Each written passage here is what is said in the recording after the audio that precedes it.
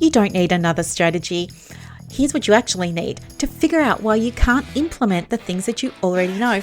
I'm Dr. Brooklyn Storme, former psychologist, now business coach, and I help women just like us to build profitable private practices, usually in under 12 months. Being neurodivergent means I see the patterns that other coaches miss, but it also means I'm a truth teller, so I'm not interested in giving you any business advice that sounds good or might be trending, but doesn't actually work for us. Welcome to the Practice Momentum podcast, where we're going to get your private practice sorted out. Thanks so much for being here, and let's get on with the next episode. Welcome to another episode of the podcast. What did you think of the new intro? I know, right? A little bit different, and why not? Why not? I'm in the mood for different things. If you've been in my world for a little while, you will no doubt have seen some of the different things and the different ways that I've been showing up. And, I said in a few episodes ago that I was developing something behind the scenes and that I didn't want to say anything out loud really about it until I had, properly tested it. We have, for those of you who studied statistics, we have an N equals 1. So it's purely qualitative and only one subject, aka me. But I have to say, the results have been so good. I'm going to share with you what some of them are. I don't even know where to start. It's been that big. So for those of you who weren't in my world, I'll just give you like a quick backstory so that these changes make sense to you in terms of what I'm about to share, because they're huge. Okay, so I think many of you will be able to relate to this. You know how I say new level, new devil? Yeah, it's like every time you grow, and we're all growing, I'm growing, right? I share that all the time with you here, and I see you growing as well. But each time we do, all our new stuff comes up, or should I say all our old stuff comes up, right? All the old stories, the beliefs that we tell ourselves, that, you know how we talk about like the little devil and angels on your shoulder and they argue all the time. All that stuff comes up, right? And it happens for me too. And my world changed considerably during COVID. And the reason for that, I won't bore you with the details because I know a lot of my listeners have listened to many episodes, so I don't want to belay. That's not the word, is it? I can't think of the word right now. Sorry. I don't want to bother them by telling it again, but just very briefly, my whole world turned upside down because I sold my home. My mother and I were both meant to go and get homes on a dual occupancy, both with our own titles and things like that. It didn't happen.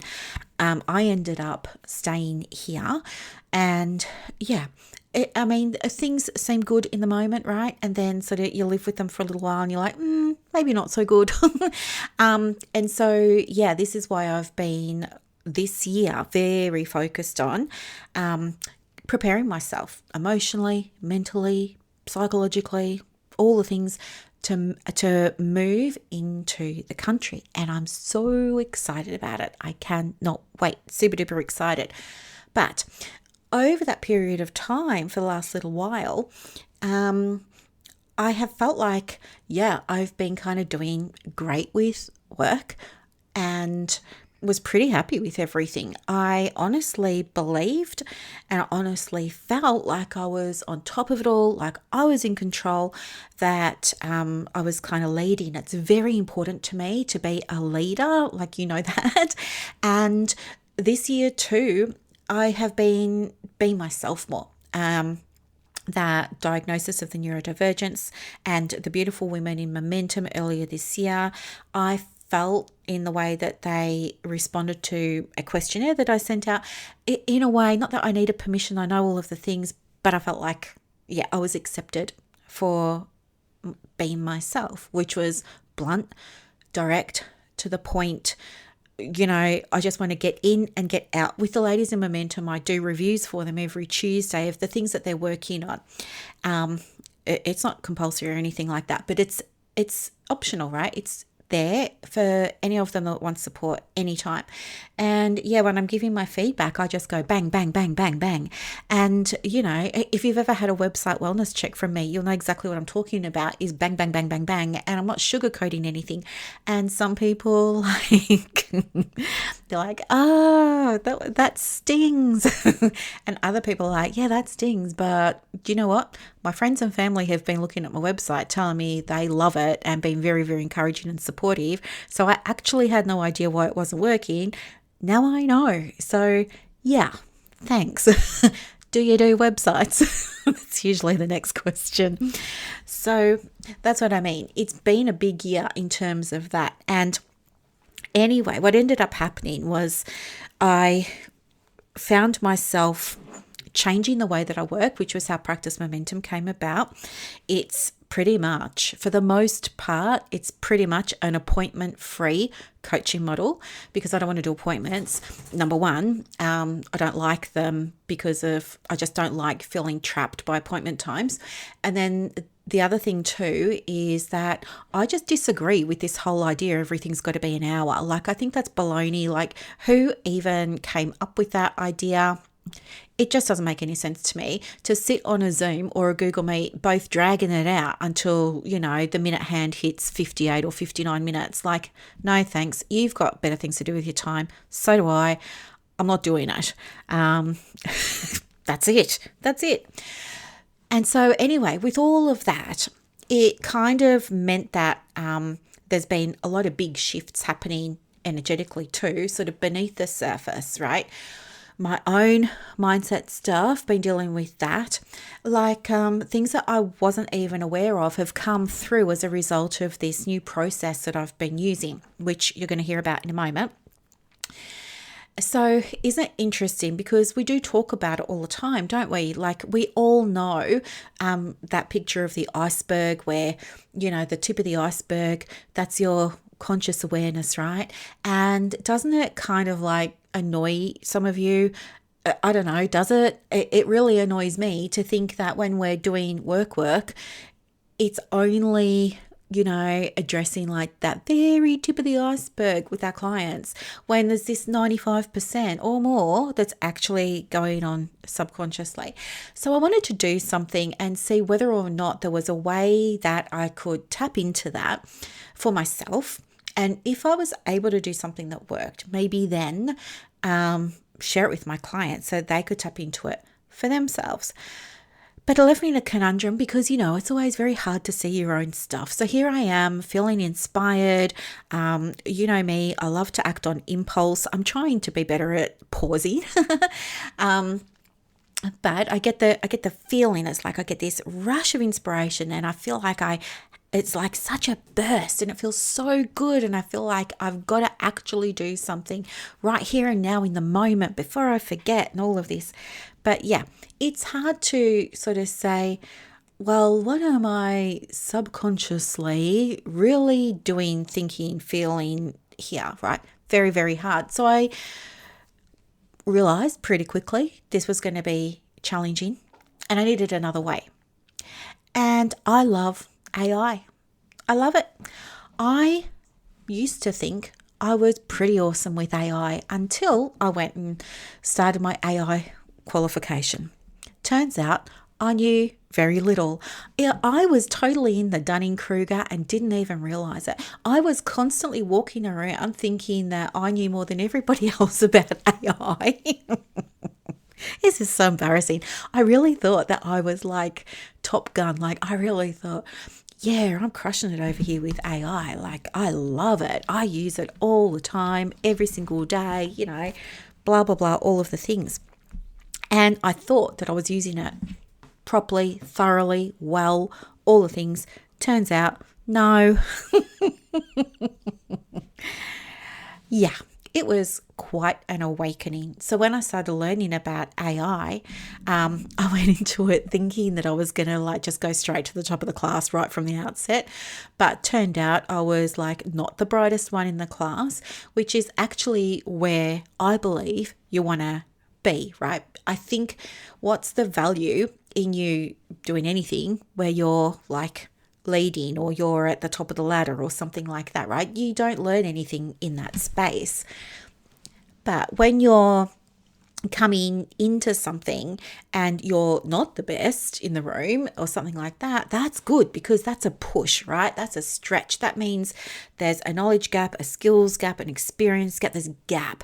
And isn't it exciting to know that there's a gap, number one, and then to be in a space that's going to show you how to fill it? Like, I just think that is so exciting.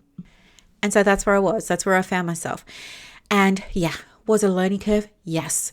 Isn't it so funny that when we go and do things, right? I don't know, but sometimes you don't expect that there's going to be a learning curve, even though you're signing up to something because you need help. I don't know. You just don't realize that there's going to be a learning curve. And when you're actually on it, it can kind of suck for a bit. You're thinking to yourself, oh, this is harder than I expected, And I think it's at that point, some people, they're just like, do you know what? I'm tapping out. I'm not going to do it. And so they stop logging in, or they stop submitting the work, or they stop turning up to the Zooms, that. Not me. I want to be like, I'm such a high achiever. I want to be like right at the top of the class. I want to be getting acknowledged by the teacher. Like, I want that, So anyway, it's been a huge learning curve. It has been very, very tricky to wrap my head around because, as you can imagine, maybe there's been lots of technical stuff and I'm not a tech person. But at the same time, oh my gosh, I am so quick with the AI now and I'm using it differently, and it's really been helping me to, I guess, free up my brain. It reminds me, I think I said this before, like it reminds me of, I guess, how people felt when the calculator first came out. Everybody was there doing things by hand. Or if you're a uni student and you went to uni in the mid to late 90s like I did, do you remember having to do all your statistics by hand, your chi-squares, your MANOVAs, your linear regression analysis, all of the fun things, and then sometimes they'd let you use SPSS. I know. It was very special, SPSS. And I think my SPSS was like one of the first ones. I think it was still even on the DOS operating system, for goodness sake. It didn't even have a nice interface. But how much easier and quicker was it to put your data into that, apart from, do you remember printing it off? And when you print it off, it would come out in a dot matrix printer. So for those of you who haven't heard about those before, the paper used to be quite wide and it would have little perforated tear-off strips down the left and the right with little holes in them, and the little holes would, cling onto little teeth on the side of this rotating thing, and that's what would spit the paper out. And there'll be a faint green line and a faint white line alternating, and it used to make this sound. It used to go zzz, zzz, zzz, like it was really, anyway. And you would get your little print out there, and you could tell straight away the numbers were off, and it was because you'd hit a 2 instead of a 3, and then you had to go and re-enter all your data again, right?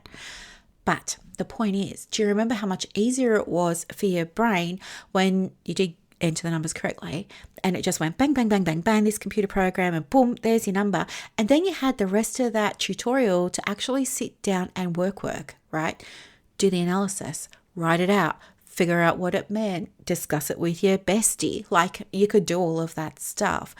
That's what I think AI is for me now. Like, this is my experience of it now. I've now got the AI doing a lot of my cognitive lifting, which is great because it means I get to invent more stuff. And I get to play around with more things and experiment with them, so that I can give them to you, because my greatest joy in life, of course, is making your life much easier. I know that sounds like a load of BS, but it's actually true for me, and I've been doing it for a very long time. And I know many of you have been in my world for a very long time, and I appreciate you so much.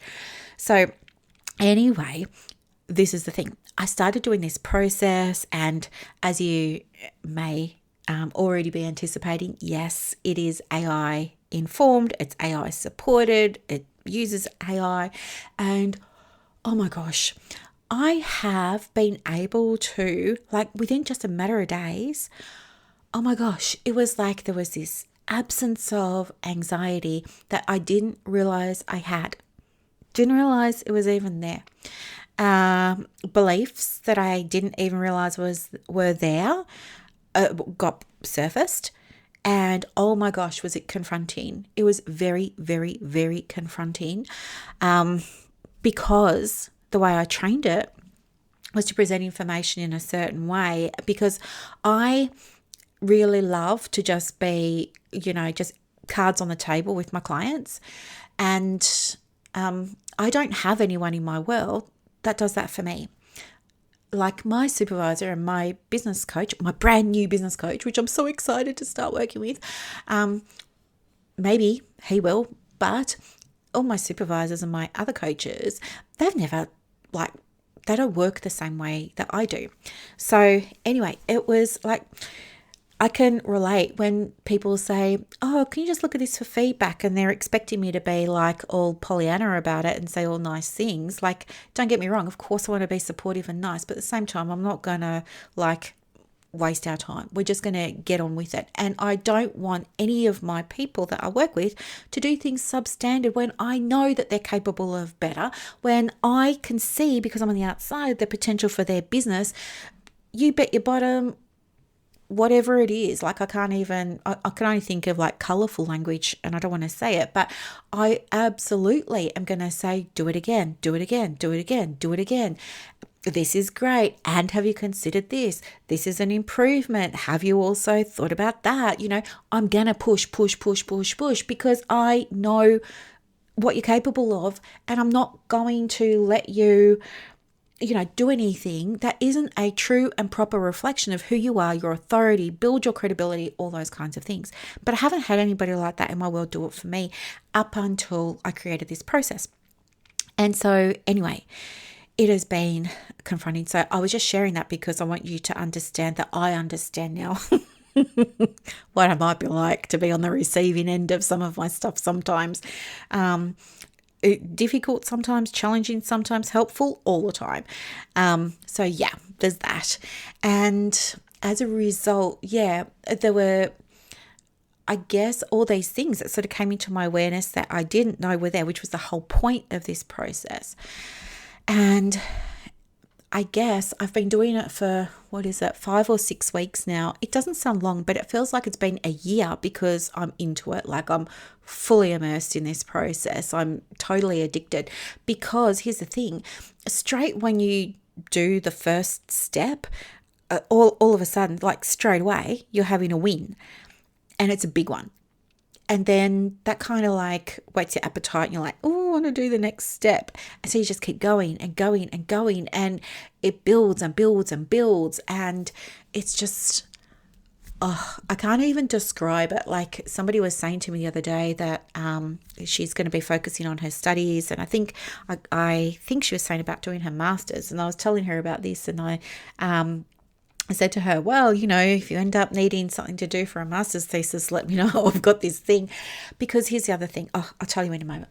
But anyway, what do I want to say? Big changes. Yeah. So anyway, I've been doing it for a month and a half, which isn't even that long. But over the last maybe 2 weeks, even more changes happening. So recently I shared with you how I was inspired to just acknowledge how much I had loved offering some things like the DCS, for example, like a lot of my supervision, for example, but to release it, right? And I wanted to release it because I want to better move into this unfolding phase of the business that I'm in now. And anyway, I wanted that releasing to be pleasing for me, for my clients, for all that were involved. And for that reason, I really just put so much thought and care and love into things like, I've got this beautiful supervision client here who would be a perfect supervisor for her, right? Who do I know who's got the right approach, who's got the right personality, who's going to support her in the way she values support and all of these. And I just poured my heart and soul into trying to make matches for people. And I am so thankful that the ones I've heard about have been actually going very, very well. It means the world to me. With the DCS, I put the DCS together. It stands for Diploma Counsellor Society, but I put that together 3 or 4 years ago in response to, again, that autistic side of me that's all about justice. I do not like people being bullied, torn down, ripped a new one. I will not accept it or tolerate it. When it was happening in my online community on Facebook, there's over 8,000 beautiful souls in there now. But when I saw that happening, I put all those people who were engaging in that bullying behaviour on pause with an explanation, hoping they would apologise, hoping they would return to the group and stop. But as soon as their pause lifted, they were back in doing it again. And so I had to remove people from my community. And it felt unpleasant because I don't want to be that person who does that. But at the same time, it was also, I guess, stronger in me to protect other people. Not that they needed my protection. I know. But I just don't want to see that happening. And I will not tolerate it happening on my stuff, right? On my watch, on my turf, whatever it is. I will not tolerate that from anybody, especially from women who are meant to be not judging anybody, who are meant to be supportive and caring and raising each other up, not having it.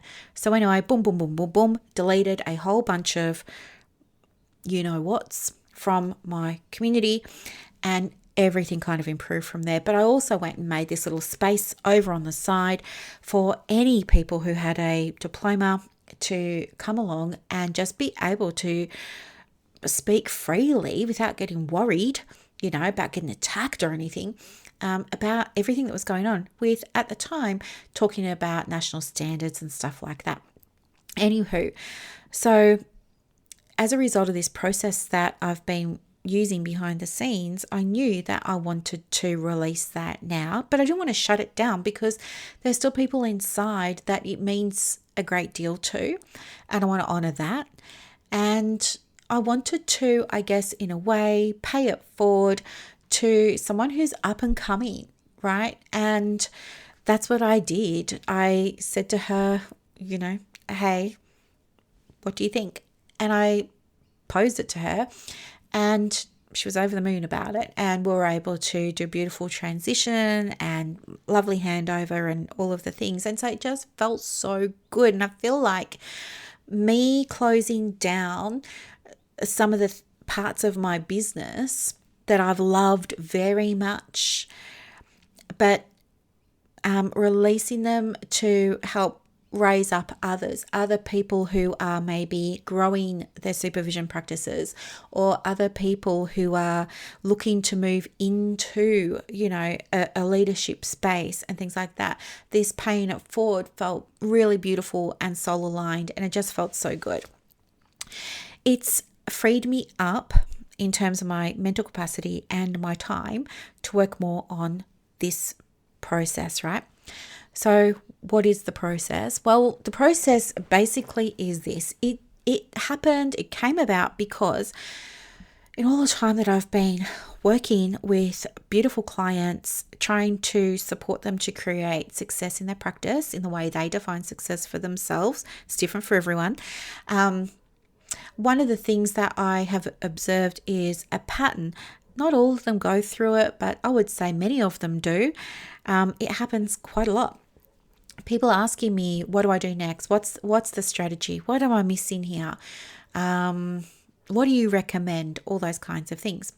And, I can give people strategies, and usually a couple of things will happen. Either they will use it, it's great, off they trot, everybody's happy. Or they will, and these next ones are more common, right? or they will just say, oh, thank you, and they won't use it. It will get dismissed or discarded. They've already made up their mind that they're not going to do the thing, right? Maybe it's something like raising a fee. Maybe it's something like a GP meet and greet. I don't know, whatever. But they've just decided they're not going to do it, and they don't.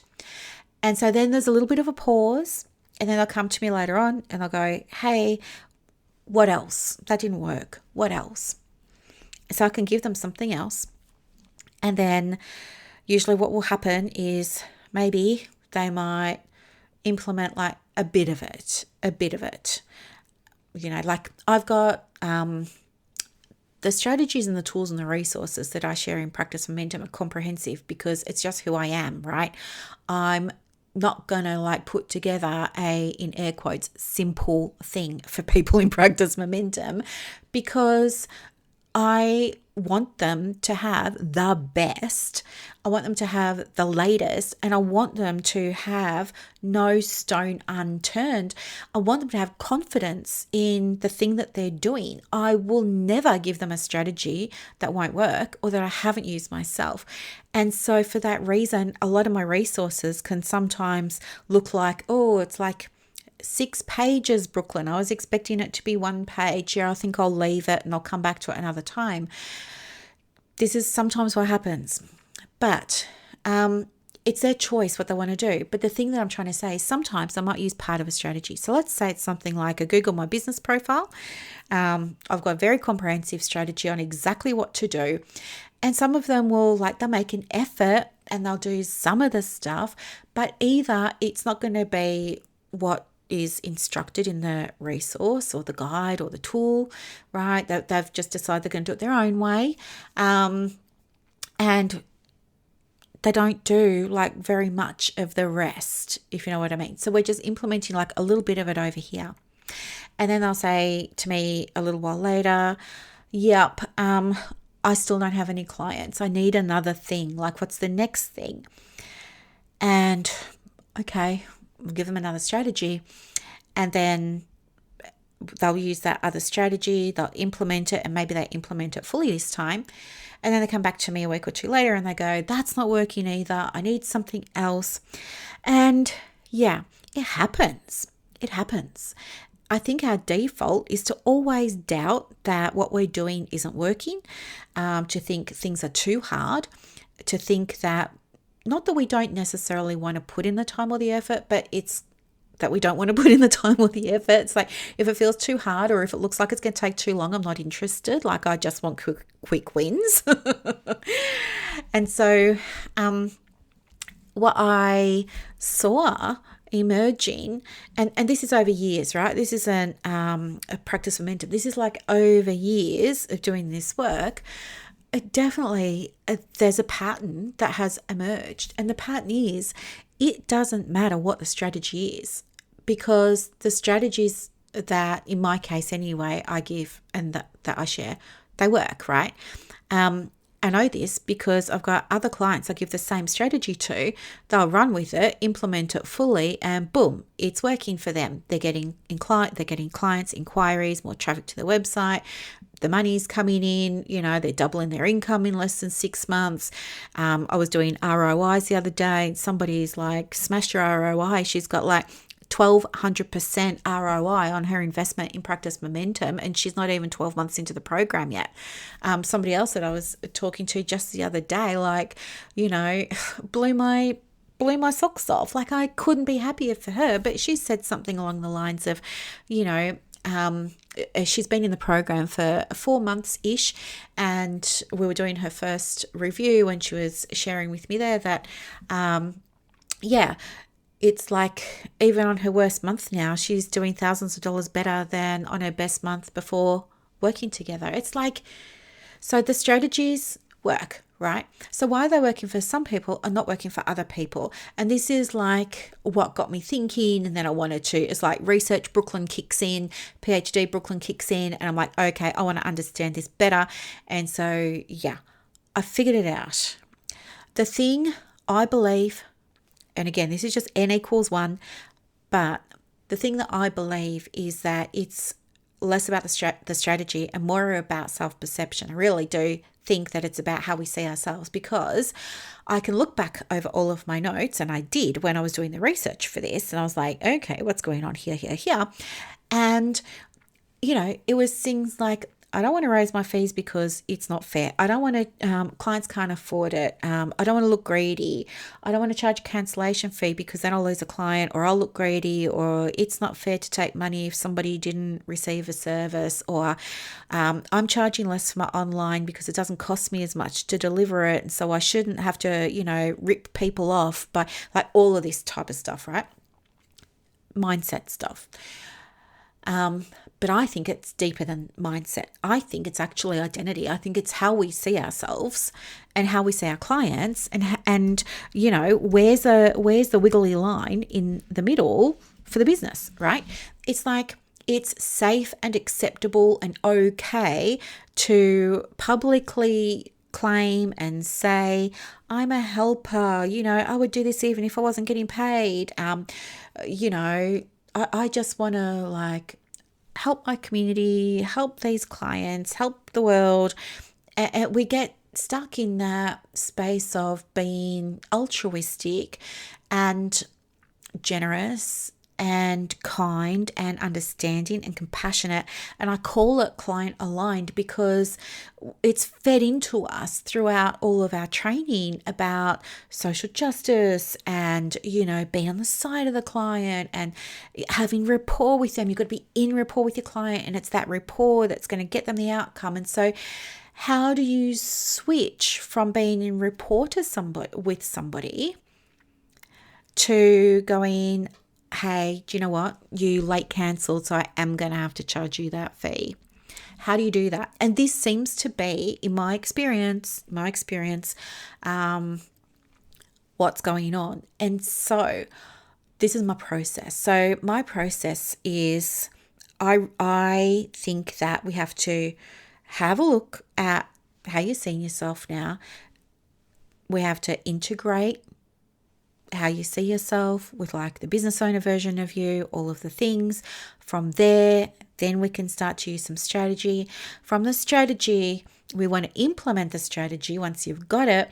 And from that place of implementation, then we want to create what I call an upward-outward spiral of continual progress and build an evidence bank of that progress, build an evidence bank of your results. And so I put all of this together, and while I don't have my own research because I'm not connected to a university or anything like that, I kind of flipped it in reverse and I did it backwards. I made the process and then found the research to support it.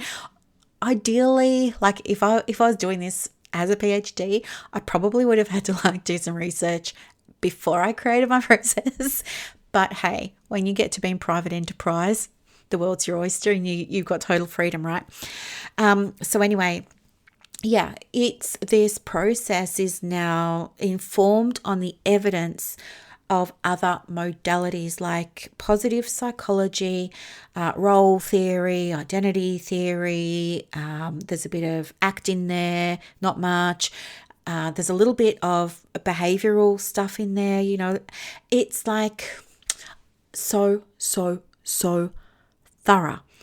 And yeah, I put it all together, and anyway, it's what I've been using. And then recently, it was earlier this week, I think, don't quote me, but it was recent. It was either earlier this week, so today's Sunday, the 28th of December, but this was maybe the start of the week, or it could have been the end of the previous one.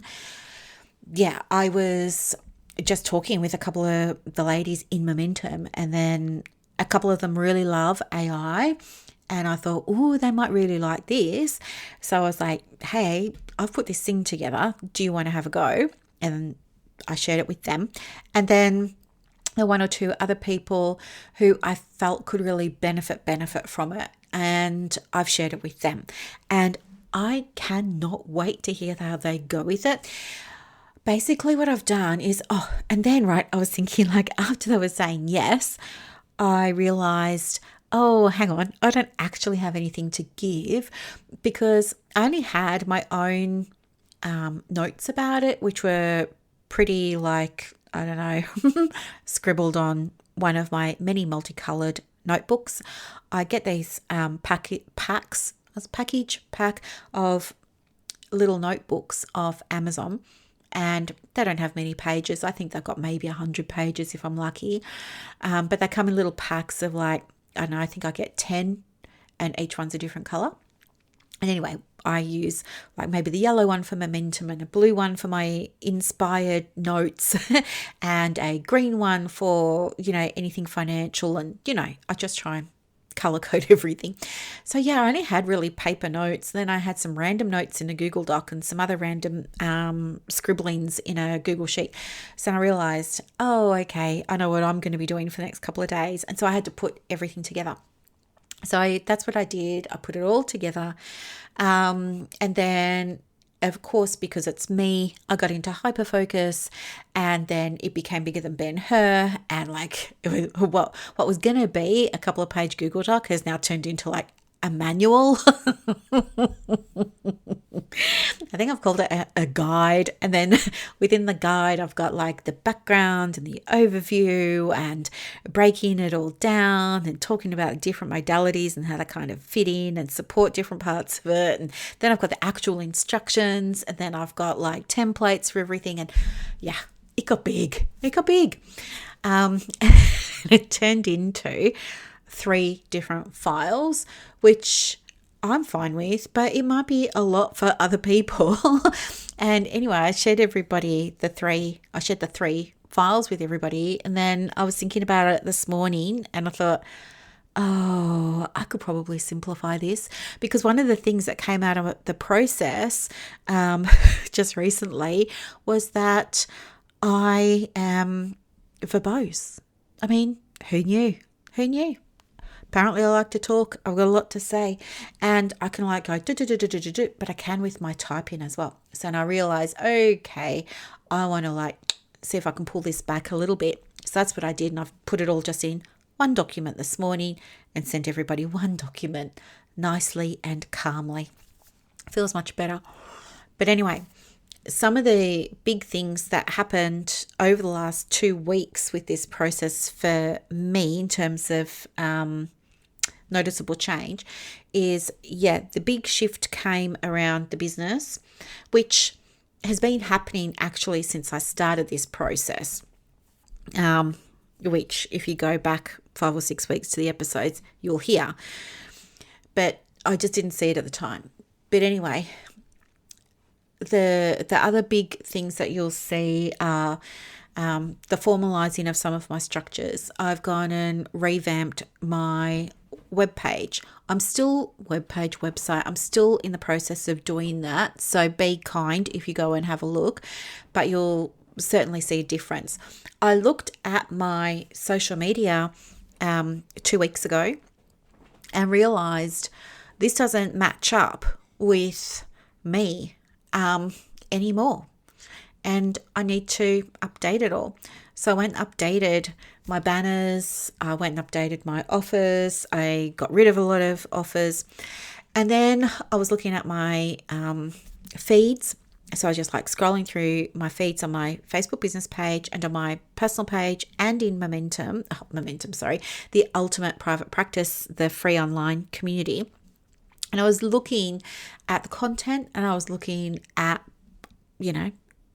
what I want to change, what I want to do differently, just looking, right? And I started to become aware that in nearly all of my photos, I look the same, and I'm wearing the Steve Jobs black t-shirt because it's just easier for me to wear the same thing. I've got like 20 million versions of the black t-shirt, and it's easy. I can just like go grab a fresh one every day, throw it on, I lost count of the number of photos of myself where my hair was up in a top knot / messy bun, where I didn't have makeup on, where I was just being me. But I also realized that, this is like Brooklyn in her 5-year COVID bubble. That's what I'm calling it. That's honestly that's what I'm calling it. And I'm out of it now. I'm in the process of getting out of that bubble now. And so that meant headshots. So headshots, new headshots done, start putting them on social media. And I just felt so good about them. I just felt so good. I looked at these pictures and my hair is out. It's not up. I've got makeup on. It's not like a face without any makeup. And things like that might sound little to some people, but to me, it has made like a 180-degree difference in how I'm showing up online. And I have to say, like, I have been, again, just like totally surprised with all the lovely things that people are saying, like messages plus comments on my posts. People saying things like, wow, I love this photo of you. Wow, you're looking so positive. Wow, it's like other people can see the change in me too. And I didn't, sometimes you just get in your own little world, right? And you forget that people are looking. And I just forgot that people were looking. And so it was so lovely and very affirming to get this really nice feedback. It was really, really, really, really lovely. And yeah, there's some of the big things that have been happening. The other big things that have been happening is actually taking action on manifesting this house, because you go through processes when you're manifesting, for example, or you're calling something in. You go through that initial stage of like contemplating, thinking about it, wouldn't it be nice? And then you start allowing yourself to daydream a little bit more, and then you start thinking, I wonder if it's possible. You go through all those steps and stages. Well, that's taken me the better part of this year. And just Friday last week, I met with a money person, and we sat down, we had a conversation, and it feels really good. We're having another conversation on the 7th of January, and my date, like, I want to be in my new place by the 30th of March, the end of the first quarter. Hang on, March has 30 days? No, 31, whatever. I want to be in my new place by the end of March. This is what I've just decided, this is what's happening. And there's an absence of anxiety. It's like, I don't know, it's a neutral feeling, but then the feeling of excitement comes, and I'm like so excited and I can't wait. Also, what's been happening is other things. For example, how I manage challenging situations in my business now. Now, before I used to have ways, right? And handling challenging situations, it's never nice, right? That's why it's called challenging. It's not nice. If it wasn't challenging, it would just be called a situation. But yeah, we all get them in business. It happens. And I had processes and things like that. But since doing this process that I've developed, that's changed. The way that I'm handling challenging situations when they arise in my business has changed. And guess what? There's an absence of stress. It's not that I'm doing hard things in my business joyfully. Don't get me wrong. It's not that. It's that I'm doing the hard things without having the meltdown, without feeling anxious, without doing any of those things anymore. And do you know what? Some of this stuff has been stuff that, well, with these changes, some of them are very private and personal. I'm not ready to share them yet, but I will in a future episode. The reason I'm not ready to share them yet is because they're still being processed, right? When I'm out the other side, I'll share them, you know that. But for now, just keep them to myself. But anyway, I've just forgotten what I was going to say. It doesn't matter. So big changes, basically. Anywho, so I ended up putting all of this together as a framework.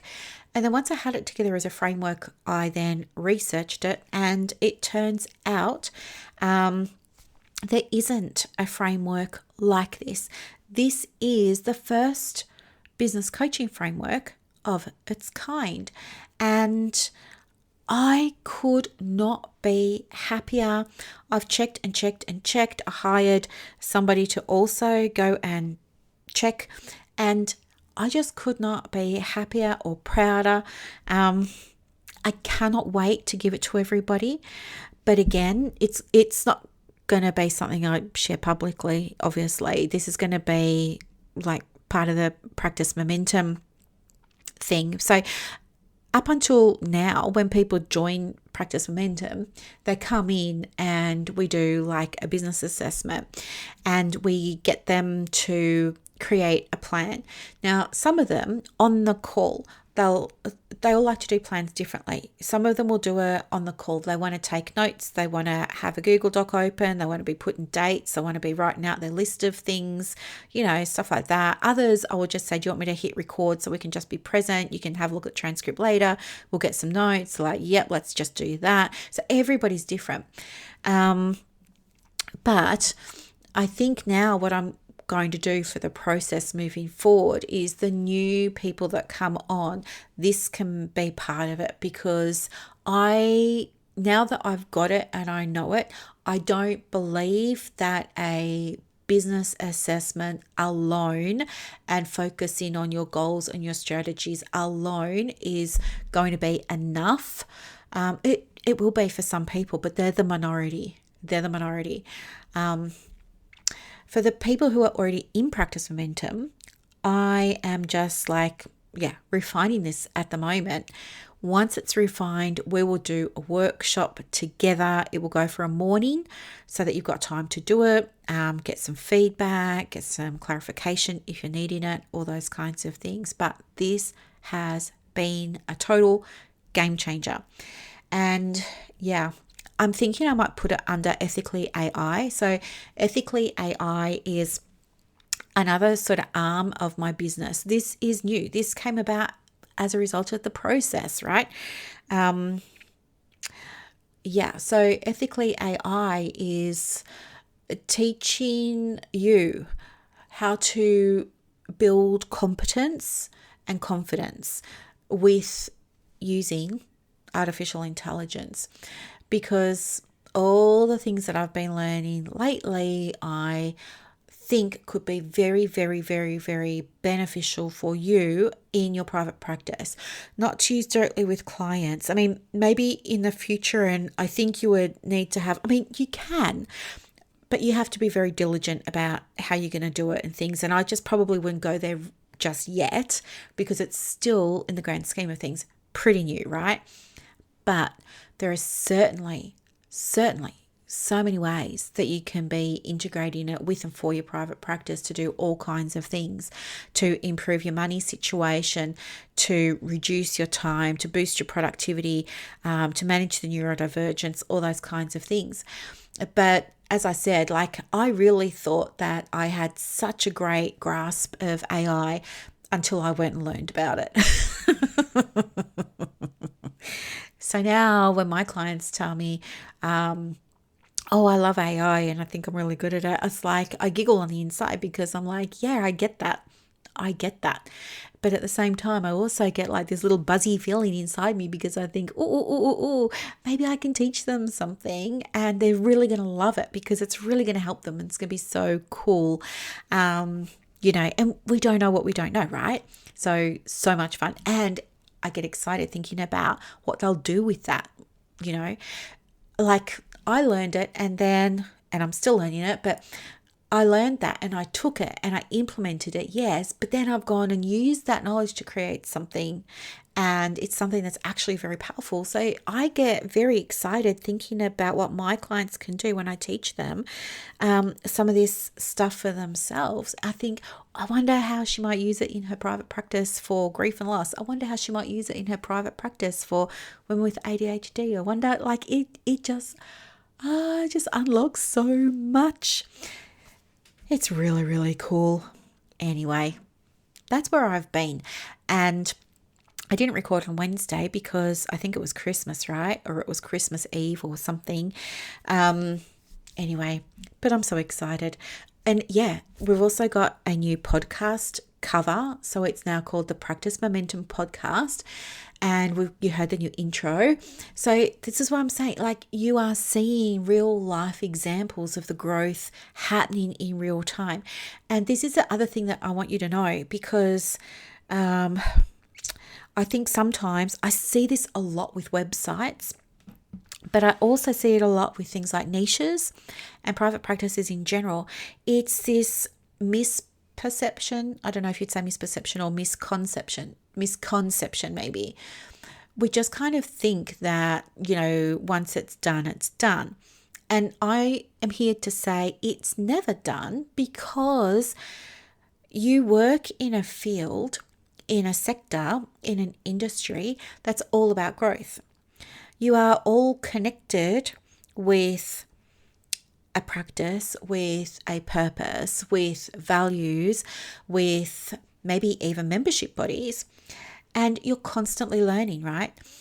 And as a result of that constant learning, and even the learning that we experience through our clients when we're developing our practice wisdom, all of that changes us. If you ask somebody who's been in private practice for, 2 years, what would you tell yourself when you started, 24 months ago? How do you see yourself now compared to when you started? It's going to be different usually, because of all the growth that's happened, you see. And then 2 years after that, and 2 years after that, the business doesn't finish. The challenges don't finish. The growth doesn't finish. And because of that, a lot of the things in your business don't finish. I mean, it's kind of like with the website, for example, you'll get to a point where it's finished for now. Until you finally go and learn about EMDR or polyvagal theory or the thing that is that you've been wanting to learn, right?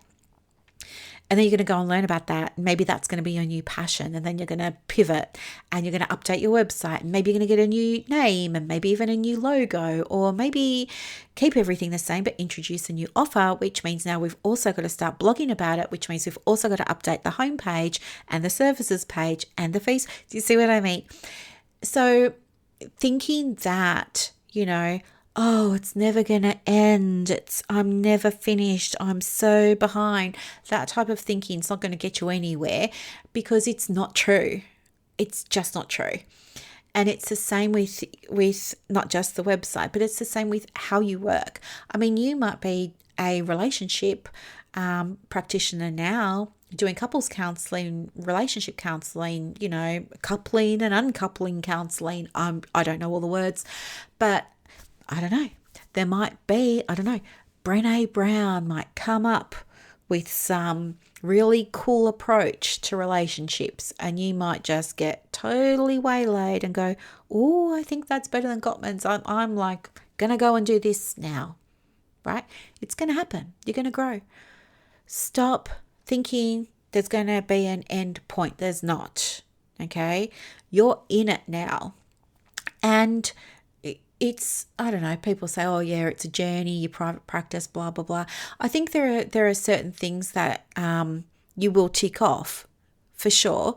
Like, well, I was going to say your policies, but that's not even true, because look what's just happened. We've had national standards, and so people have had to update policies. They're going to have to get updated again when parts of the national standard eventually get rolled out, whenever that might be.